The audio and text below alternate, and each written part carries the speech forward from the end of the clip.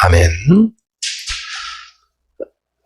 누가복음에 이어서 이 사도행전은 누가라고 하는 그 헬라 의사였던 그 사람이 기록한 말씀이기도 합니다.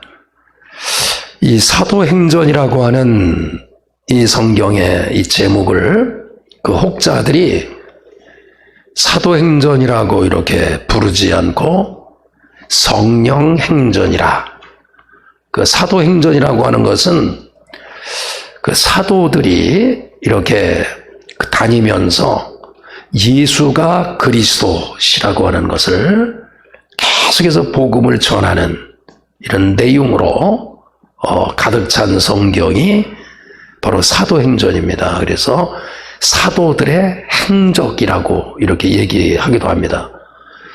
그런데 사도들의 그 행적에 대한 이야기가 그 1장부터 시작을 해서 12장까지는 이 베드로라고 하는 사도를 중심으로 해서 계속해서 이어지고, 또 13장부터 28장까지는 사도 바울이라고 하는 사도를 통해서 예수님의 그 복음을 계속해서 전하는 이야기로 기록되어 있는 것을 알 수가 있습니다.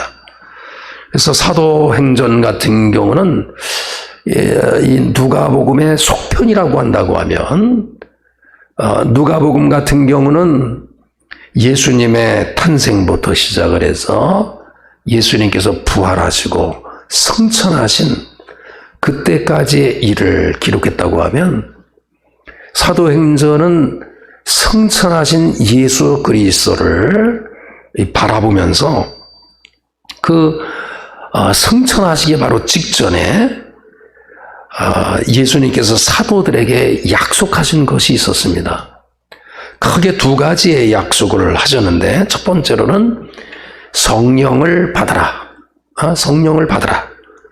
오직 성령이 너희에게 임하시면 너희가 권능을 받아서 예루살렘과 그리고 온 유대와 사마리아 그리고 땅끝까지 이르러서 복음의 증인이 되리라. 이것이 그 사도행전의 첫 번째 시작이기도 합니다.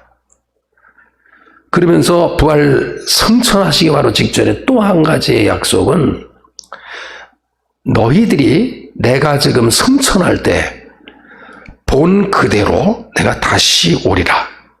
이 두 가지의 약속을 하셨는데, 사도행전 같은 경우는 이 첫 번째 약속하신 것에 대한 그 이루심을 기록한 것에 사도행전이라고 볼 수 있습니다. 그래서 사도행전은 성령이 임함으로 말미암아 그들이 두려워했던 복음을 전하는데, 베드로뿐만 아니라 그리고 사도 바울 같은 경우가 생명을 바쳐서 자기의 목숨이 끊어지는 그 순교하는 그 자리에 이르기까지라도 복음을 증거하는 내용이 바로 사도행전이라고 볼 수 있습니다.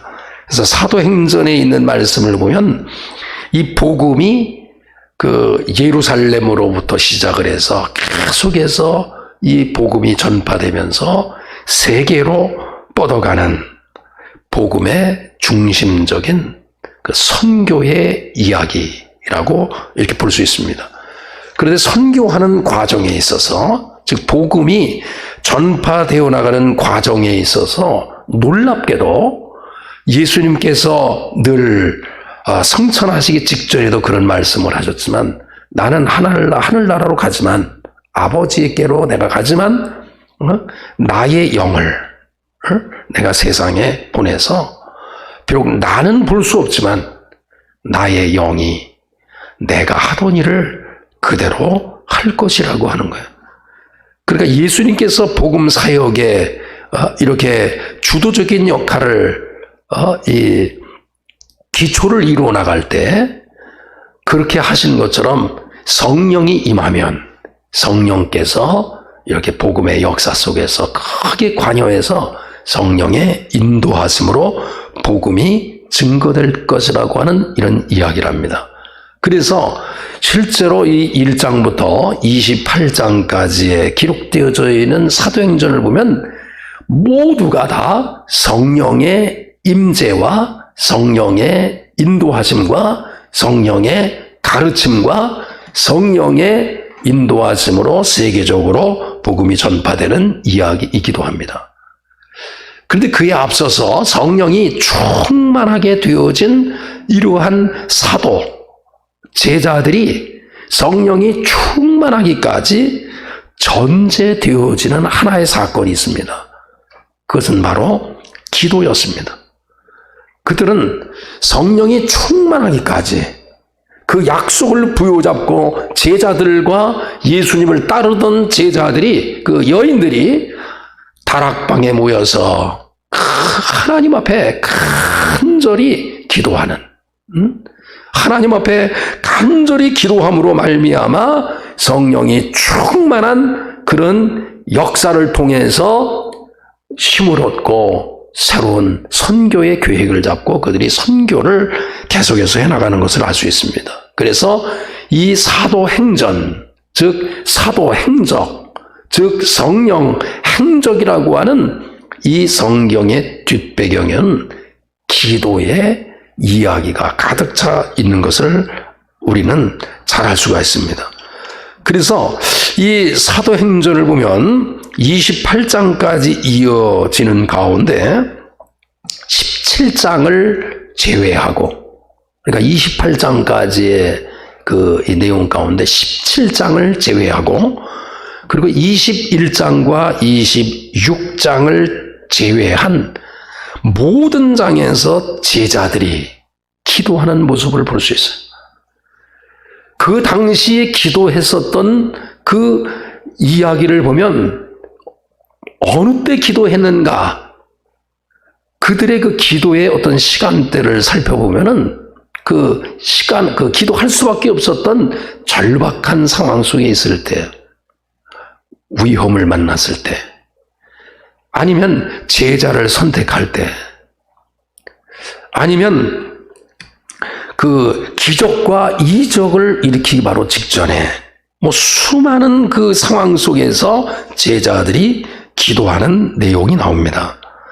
그래서 전체의 장수에서 정말 이렇게 몇 개를 빼놓고, 몇 장을 빼놓고 1장부터 계속해서 28장까지 기도가 이어지는데, 특별히 1장 같은 경우는 기도가 2번이 나와요. 다락방에 기도하고, 그리고 유다 대신 요셉과 마띠아를 두고 제자를 선택할 때도 특별히 기도하는 그 이야기가 기록되어 있는 것을 알 수가 있어요. 16장에서도 2번의 기도가 나와요. 빌립보 성문 밖에 그 강가에서 기도하는 그 모습을 발견할 수가 있고, 빌립보 옥중의 어떤 기도가 또 그 안에서 볼 수가 있습니다. 그리고 20장에도 2번이 기록되어 있어요. 유두고를 위한 바울의 기도, 그리고 에베소 장로들을 위한 바울의 기도. 그러니까 이렇게 중간중간에 한 장씩, 한 장 안에도 2번의 기도의 내용이 나고 전체에 모두가 다 기도의 내용으로 가득 차 있는 것을 알 수가 있습니다. 대부분 이 기도의 내용을 살펴보면 공통점이 있어요. 그 기도할 때 성령의 충만함을 받고, 기도할 때에 하나님의 응답을 받고, 기도할 때에 기적의 역사가 일어나고, 기도하고 어느 갈등에 있을 때에 기도했을 때 바르게 선택할 수 있었던 그런 여러 가지의 공통점이 있어요. 그 공통점은 기도에 힘을 썼다는 거예요. 기도에 힘을 썼다는 겁니다. 이 기도에 힘을 썼다고 하는 기준이 어디에서 나올까? 그들이 어떻게 그렇게 기도에 힘을 쓸 수가 있을까? 대부분 기도의 응답을 받은 이들의 공통점은 아버지의 약속을 믿고 응답될 때까지 기도에 전념을 했다는 거예요. 그러니까 하나님의 약속의 말씀을 부여잡고, 우리 주님께서 약속하신 그 말씀을 부여잡고, 살아계신 하나님을 믿으며 그 응답이 이루어질 때까지 기도에 전념함으로 인해서 응답받은 것이 바로 공통점이라고 하는 것입니다. 그래서 누가가 본서 시작 부분인 1장부터 계속해서 지속적으로 빼놓지 않고 각 장에 이렇게 기도로 계속해서 가득 차게 기록해 나가는 과정은 바로 이 기도함으로 말미암아 응답받음으로 선교가 이루어지고 성령 충만한 역사가 일어나고 갖가지 기적과 표적이 일어나므로 복음이 전파된다는 이야기를 기록하고 있는 것입니다. 그래서 우리가 저와 여러분에게 있어서 이 기도라고 하는 것이 얼마나 중요한지 몰라요. 오늘 이 본문에 있는 말씀 22절부터 26절을 제가 택했는데 그 스토리 전체는 27장 1절부터 시작을 해서 28장까지 연결되어지는 마지막 사도행전의 결론 부분에 나오는 이야기이기도 합니다. 이 사도행전 27장, 28장에 마지막에 이 누가라고 하는 이 의사가 이것을 기록할 때 27장, 28장 마지막에 어떤 이야기를 누가복음의 마지막에 기록했는가? 바울이 로마로 압송되어 나가는 그 이야기를 기록하면서 사도행전을 마무리합니다. 지금 압송됐다고 하는 말을 제가 한 것은 사도 바울이 복음을 증거하면서 1차 전도 여행을 마치고 그 다음에 2차, 3차에 걸쳐서 전도 여행을 다 마친 상태였어요. 그러니까 1차 같은 경우는 그 아시아 중심으로 복음이 선포됐고요.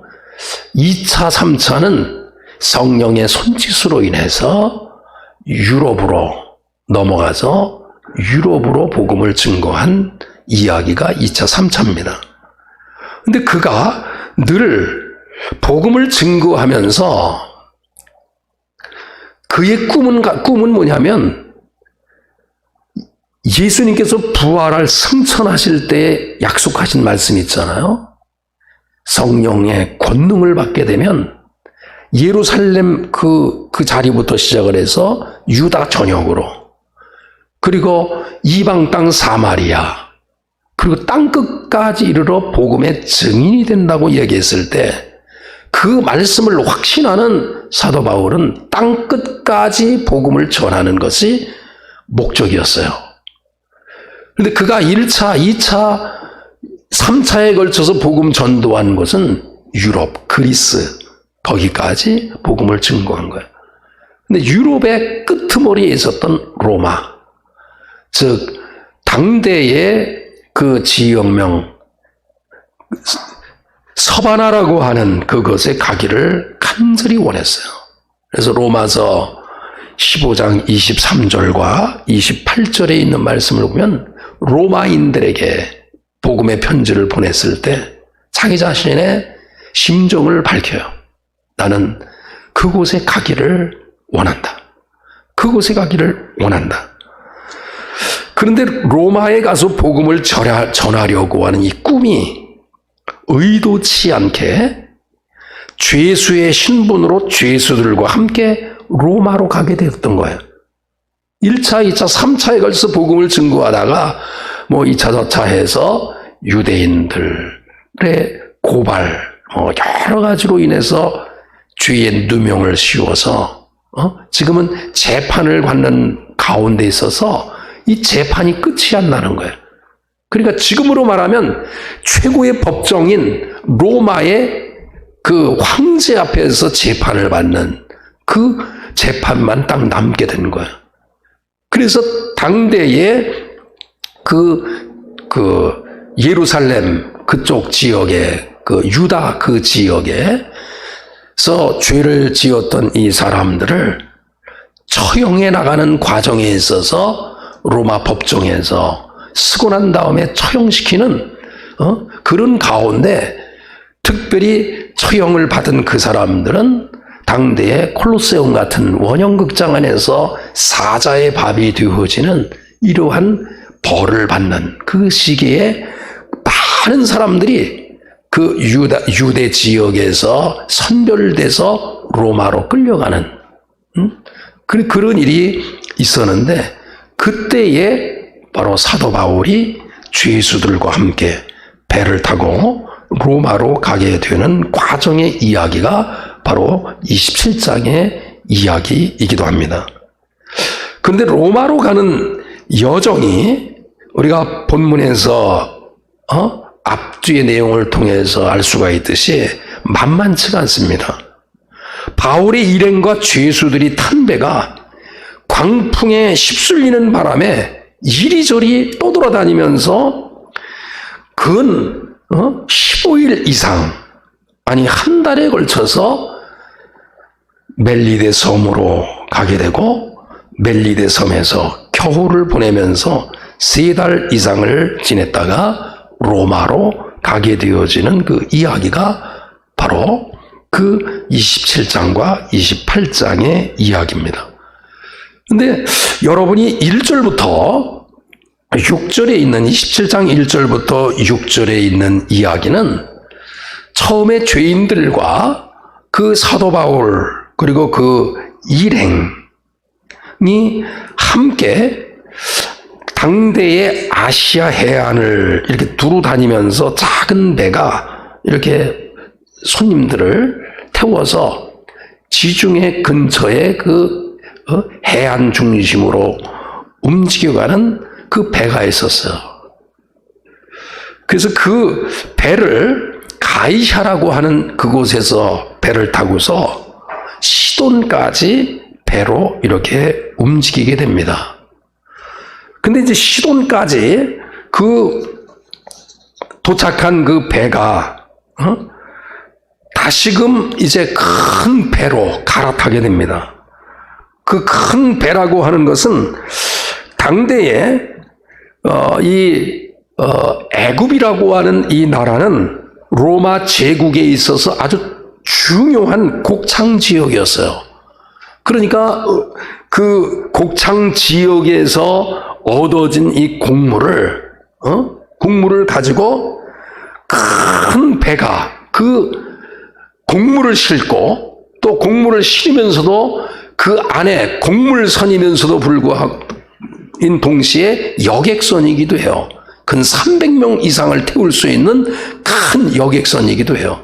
근데 그 여객선이 알렉산더, 즉 애굽에서 출발을 해가지고 항상 뭐냐면 무라라고 하는 그 지역에 들렀다가 로마로 그 곡물을 움직이는 가운데 그 무라의 작은 배로 도착한 그들은 큰 배를 타고서 로마로 가게 되는 것을 알 수가 있습니다. 그런데 작은 배로 무라까지 가는 그 가운데는 그냥 순탄했어요.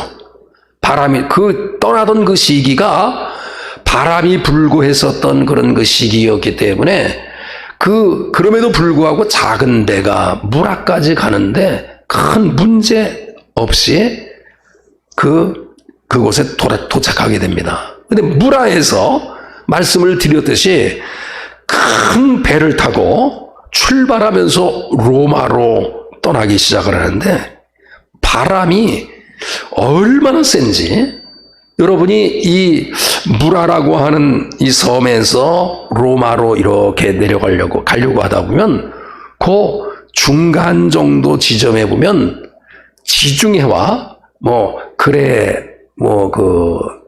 해협이라든지 등등의 세 개의 해협이 만나는 그런 지역이기 때문에 휘몰아치는 바람이 보통이 아니었습니다. 에게해 해협이라든지 지중해라든지 이런 그 해협들이 세 개의 큰 해협이 거기서 만나는 바람에 휘몰아치는 태풍이 얼마나 말 그대로 광풍, 미친 바람 같은 것이 간혹 불고는 그렇게 했다는 거예요. 근데 그 무라에서 로마로 출발하는 가운데 그 큰 배를 갈아타고 난 이후에 최대의 위기를 맞게 됩니다. 그것이 바로 7절과 8절의 이야기예요. 곡물선을 타고 로마로 가는 가운데 큰 풍랑을 만나게 돼요. 그래서 간신히 그들이 그레데라고 하는 이 섬으로 이렇게 그냥 간신히 그곳을 피하게 돼요. 근데 그레데라고 하는 그 섬, 미항이라고 하는 그 섬이 있거든요. 그레데 섬에서 그 중앙 정도의 미항이라고 하는 그 섬이 있는데 그곳에 도착해서 그곳에서 약간의 쉼을 얻게 돼요. 근데 그 당시에 사도 바울은 이 미항에서 머물기를 바랬다는 거예요.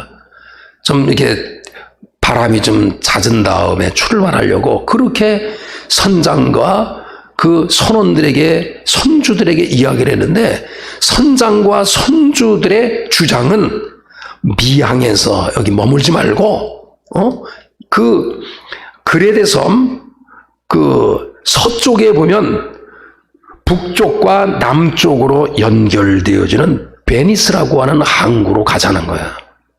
그것이 로마로 연결해 나가는 가운데서 더 쉬운 항구였기 때문에 그쪽으로 가자는 거예요. 근데 사도 바울은 그곳으로 가지 말자 그랬어요. 그런데 결국 그 많은 사람들이 그 선장과 선주의 이야기를 듣고서 그 베니스로 가다가 지금까지는 그 무라로 가든지 뭐 여러 가지 과정 속에서 바람은 불었으나 그래도 이겼었는데 이 미항에서 베니스로 가는 가운데 놀랍게도 유라굴로라고 하는 큰 태풍을 맞게 됩니다. 이 태풍은 그냥 부는 바람이 아니라 말 그대로 광풍과 같은 거예요. 미칠 듯이 바닷물을 흔들어대는 그러한 태풍을 만나서 최대의 위기를 맞게 되는 것을 알 수가 있어요. 그래서 그들이 최대 위기를 맞아가지고 하루 이틀 계속해서 그 위기를 맞게 됩니다. 그러면서 그 위기를 맞다가 어느 정도 그레데 섬에서 꽤 떨어진 곳에 가우다라고 하는 이런 그 섬이 바로 위에 있고 그 밑으로 지나가면서 이 섬이 가려주는 그 역할로 인해 가지고 태풍이 조금 잦아진 그 상태에 있었어요. 그러니까 잦아진 상태에서 그 전까지는 태풍이 얼마나 몰아치는지 그들이 손을 쓸 수가 없었는데 이 가우다라고 하는 섬이 위에 있고 밑으로 배가 지나가면서 바람이 좀 잦자 이거 도저히 안 되겠다. 그래서 가지고 있었던 태웠던 곡물이라든지 그 안에 연장 이런 것들을 다 버리면서 그 큰 배가 항상 주변에 끌고 다니던 바지선이라고 하는 배가 있었어요. 이 바지선은 그 큰 배가 만약에 파손이 되어지면 마지막 사람을 구해서 그 작은 항구로 갈 수 있도록 안전하게 하기 위해서 바지선이 늘 이렇게 따라다니는 것을 알 수가 있습니다. 성경에서는 거룻배라고 이렇게 표현이 되어 있죠. 그래서 이 거룻배를 그 잦아진 그 바람, 그 상황에서 이게 다 떨어져 나가면 안 되니까. 왜냐면 마지막 이 거룻배가 있어야 배가 파손이 돼도 그걸 타고 어떻게 해서라도 살아날 수 있으니까 그 잦아진 그 상황에서 거룻배를 배 위로 끌어올리고 이제 만만의 준비를 했던 것을 알 수가 있습니다. 근데 이렇게 되어진 상황에서 중요한 것은 20절에 있는 말씀이니까 여러 날 동안 준비는 다 했어요. 하루 이틀 사흘이 지났는데 20일 보니까 여러 날 동안 그 기상 악화로 인해 가지고 해도 별도 보이지 않고 큰 풍랑이 그대로 계속되어짐으로 인해서 20절에 보니까 뭐라고 그래 있어요? 구원의 여망마저 없어졌더라. 이제는 희망을 잃어버렸어. 꿈을 잃어버렸어. 이제는 살려고 하는 의지를 가질 수가 없는 거야. 왜냐하면 20절에 있는 말씀에서 보니까 여러 날 동안 해도 별도 보이지 않고 큰 풍랑이 그대로 지속되었기 때문에 그랬던 것을 알 수가 있어요. 그러니까 그 상황에서 언젠가 그 시기에 바울이 가우다섬 근처에서 그 절망 가운데 빠져 있는 큰 배 위에 있는 그 사람들을 향해서 위로의 메시지를 던집니다. 거룻배를 올리고 배에 물건들을 들고 바닷가에 버렸지만 여러 날 동안 두려워하면서 바울이 그 두려워하는 그 사람들에게 희망을 주는 이야기가 나와요. 그러니까 21절에 있는 말씀 보니까 여러 사람들이 오래 먹지 못하였다 이렇게 돼 있어요. 왜 오랫동안 며칠 동안 먹지 못한 거예요. 왜 그랬을까? 양식이 없어서 그런 건 아닐 거예요. 광풍으로 인한 두려움과 그리고 휘몰아치는 그 바람에 의해서 배가 흔들림으로 말미암아 나타나는 멀미 증상, 그리고 취사하기에 불리한 여건들과 같은 이유로 인해서 그들이 먹지 못했을 것입니다. 그러나 지금 가우다라고 하는 이 곳에 약간 주춤하면서 있을 때, 많은 사람들이 절망과 낙심 속에 있을 때 바로 사도 바울은 여러분이요 내 말을 듣고 글에 대해서 떠나지 아니하였으면 이 타격과 손상을 면하였었더라면 좋았을 텐데, 그러니까 말을 듣지 않고 떠남으로 말미암아 그렇게 됐다는 거야. 베닉스로 향하던 위태로운 지경에 처하지는 않았을 텐데 바울이 예언한 것이 현실로 나타납니다. 그러나 바울은 며칠 동안 계속되는 광풍으로 인해서 절망 가운데 빠져있는 사람들을 향해서 어떻게 예언하냐면 오늘 본문에 있는 말씀입니다. 내가 너희에게 권하노니 이제는 안심하라. 지금 별도 보이지 않고 그 어떤 것도 보이지 않고 절망 가운데 있어서 여망이 없더라, 소망이 없는 상황 속에 있을 때 사도 바울이 내가 너희를 권하노니 이제는 안심하라. 너희 중 아무도, 그러니까 너희 지금 이곳에 있는 사람 아무도 생명에는 아무런 손상이 없겠고 오직 배만 손상을 얻게 될 것이다. 23절의 고백을 이렇게 해요. 내가 속한 바. 그러니까 사도 바울이 내가 어디엔가 속해 있다는 거야. 속한 바. 그 속해 있는 곳이 바로 어디냐면 곧 내가 섬기는 하나님의 사자가 어젯밤에 내 곁에 서서 말을 했다. 그러니까 바로 어젯밤에 지금 가우다라고 하는 이 곳에 머물게 되었잖아요. 근데 그날 저녁에 휘몰아치는 광풍, 우라굴로의 그 미친 바람이 휘둘러댈 때 바로 27장에 있는 전체 내용을 통해서 보면 사도 바울이 얼마나 간절히 기도했을까라고 하는 것을 추측할 수 있는 장이기도 해요. 어젯밤에 사도 바울이 하나님께 부르짖으며 간구했겠죠. 그러니까 응답을 어떻게 받았냐면 내가 어젯밤에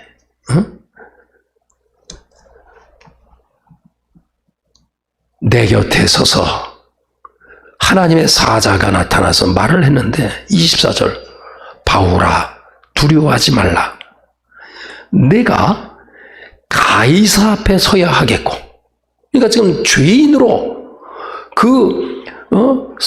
죄가 씌워져서 지금 로마로 가서 가이사 황제의 그 앞에서 죄의 누명을 벗어야 하는 이러한 사명이 있다는 거야.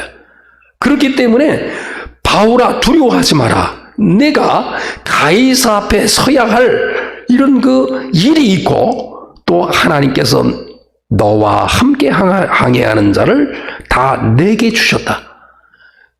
그러니까 그 배가 파손될 수밖에 없는 상황이 있지만 사도 바울 한 사람으로 인해서 그의 사역 때문에 그의 일 때문에 여러 사람이 살 수 있다라고 하는 그런 이야기예요.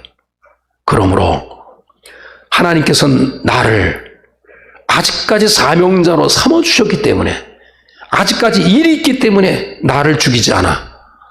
그리고 나와 함께 배를 타고 있는 너희들의 목숨도 건지지 않아. 너희의 목숨도 가져가지 않아. 여러분이요 안심하라. 나는 내게 말씀하신 그대로 되리라고 하신 그 하나님을 나는 믿어. 그런즉 우리가 반드시 어느 한 섬에 걸리리라. 그렇게 하고 난 다음에 그 수많은 고통과 고난과 역경이 그 우라굴라 태풍에 의해서 계속 밀려나가지만 실제로 그 믿음대로 열 나흘째 되는 날 밤에 그들이 어느 한 곳에 불시착해서 그것에 도착합니다. 바로 그것이 우리가 아는 대로 멜리데 섬이라고 하는 섬입니다. 이 멜리데라고 하는 섬은 바로 로마로 연결되어지는 아주 중요한 섬이기도 해요. 저와 여러분이 오늘 본문에 있는 말씀을 통해서 특별히 코로나로 두려워하고 마치 광풍이 일어서 우리를 뒤흔들고 우리를 넘어뜨리려고 하는 이때에 하나님께서 바울을 통해서 많은 사람이 두려워하고 염려하는 가운데 두려워하지 말라. 염려하지 마라. 안심하라. 이렇게 동일한 어려운 상황에서도 말할 수 있는 사도 바울과 같은 여러분이 되셔서 여러분 때문에 여러분의 직장이 살고 여러분 때문에 여러분의 가정이 살고 여러분 때문에 이 민족이 살아나는 역사가 있기를 간절히 축원합니다. 축원합니다.